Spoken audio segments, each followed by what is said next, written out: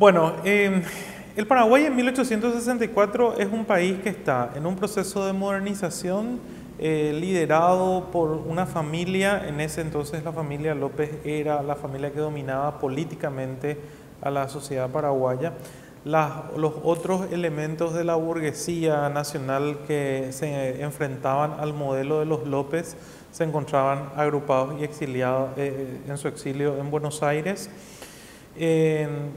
El Estado que se configuró, el Estado paraguayo que se configuró bajo el gobierno de Francia y después continuó bajo el consulado y la primera presidencia de Carlos Antonio López, es un Estado en el que el predominio en lo económico del elemento estatal es indudable.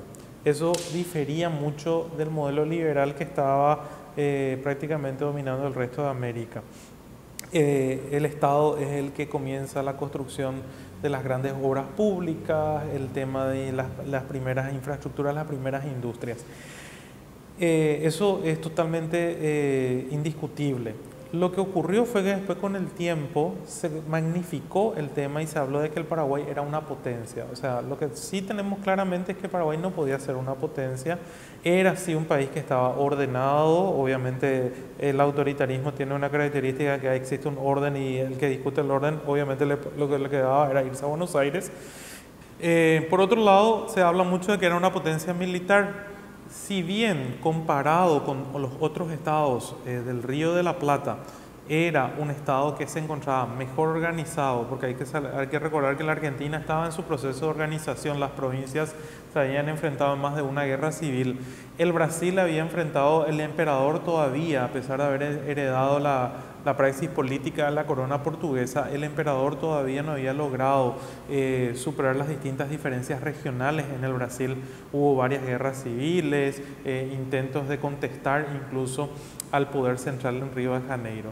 Y el caso uruguayo, que estaba permanentemente en una guerra civil entre los colorados y los blancos.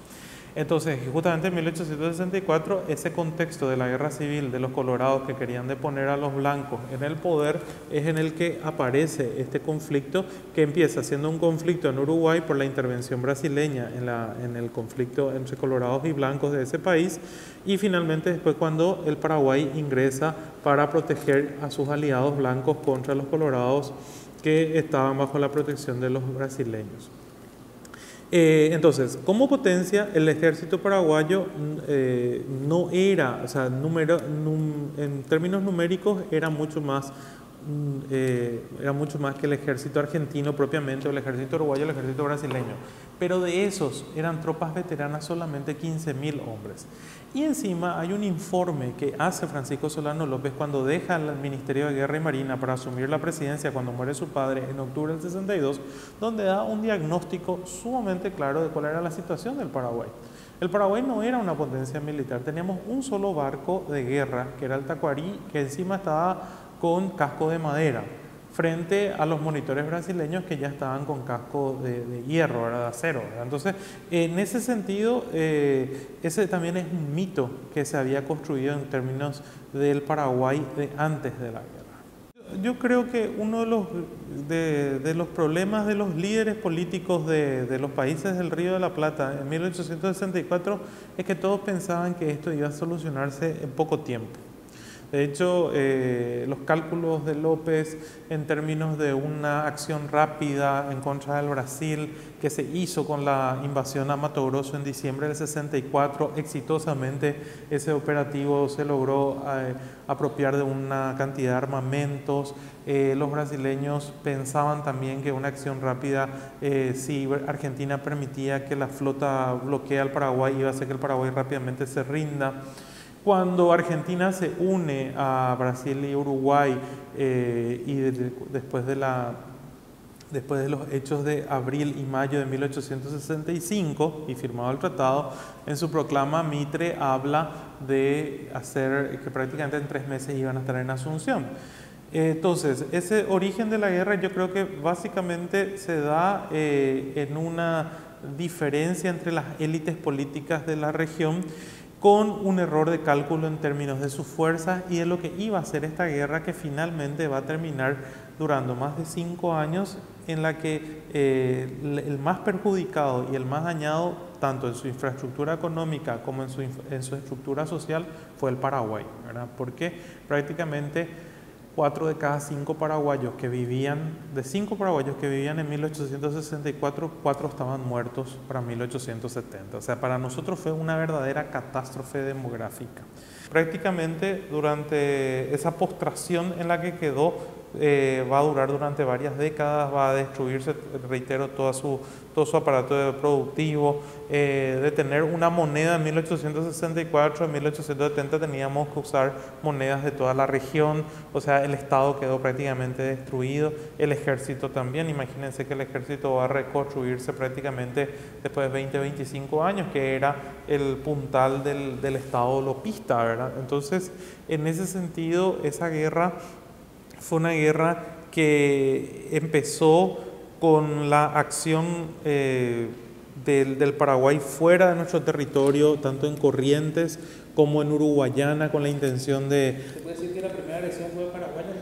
No, Paraguay no fue el primer agresor. Acá hay que entender muy claramente que el 30 de agosto de 1864 la Cancillería paraguaya le dice a la Cancillería del emperador: si ustedes invaden el Uruguay, nosotros consideramos que eso va a ser causa de guerra. Aquí yo creo que no hay que quitarle la responsabilidad a la intervención brasileña en el Uruguay. ¿Liquidado el mariscal, se acabó la guerra? Claro, lo que pasa es que el Tratado de la Triple Alianza dice que primero fue un tratado secreto, era la época que todavía se permitía una diplomacia secreta, ¿verdad? Que después va a ser prohibida, obviamente. Ese tratado dice que la guerra es contra el gobierno del Paraguay, no contra su pueblo, que se va a respetar la soberanía. Pero cae en una incoherencia, porque cuando habla de que va a respetar la soberanía, al siguiente artículo habla que se van a establecer los límites del Paraguay de acuerdo a las pretensiones de los aliados. En este caso, los que tenían conflicto de límites con el Paraguay eran la Argentina y el Brasil. Entonces, ¿de qué respeto a la soberanía cuando prácticamente vos le estás dictando cuáles son los límites que tiene que terminar aceptando el país, en este caso derrotado, que fue el Paraguay, ¿verdad? Eso no se cumplió estrictamente, porque después los disensos entre Brasil y la Argentina hicieron que el Paraguay lograse, con sus acciones diplomáticas después de terminada la guerra, pudiese sostener una franja importante del Chaco que Argentina quería, porque Argentina quería prácticamente todo el Chaco, eran su parte de sus pretensiones.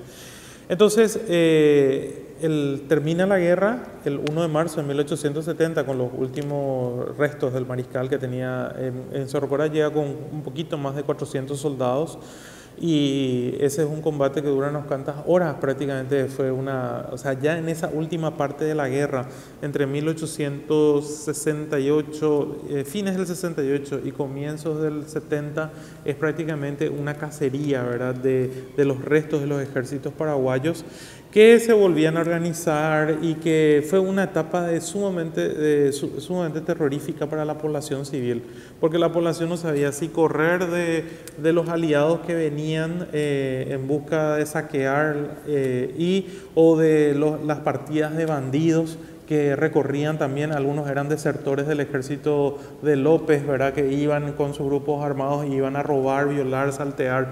O sea, para la población común, la guerra en sí fue sumamente dolorosa, y ese periodo fue mucho más doloroso porque era prácticamente la anarquía total, ¿verdad? Las descripciones de los cronistas con muertos en las veras de los caminos, con gente hambrienta pidiendo en grandes cantidades un pedazo de pan, o sea, son prácticamente un panorama sacado, parece, de la Divina Comedia, del infierno de la Divina Comedia de Dante, ¿verdad? O sea, era evidentemente una situación en que la fragilidad de la vida llegó a un punto casi increíble, ¿verdad?